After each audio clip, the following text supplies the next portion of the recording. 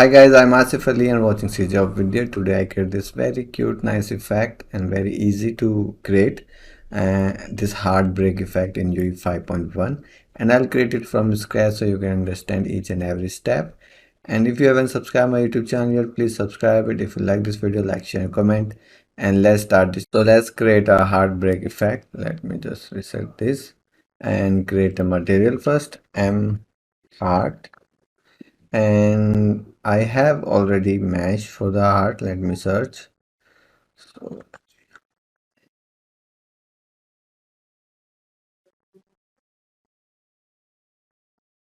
this is the mesh. Okay, and yeah, this one I can use. So I will preview that in material. This is how it looks, and I need to make it two-sided. Then you can see the outer part also. Okay, so this is the material. I will take a Fresnel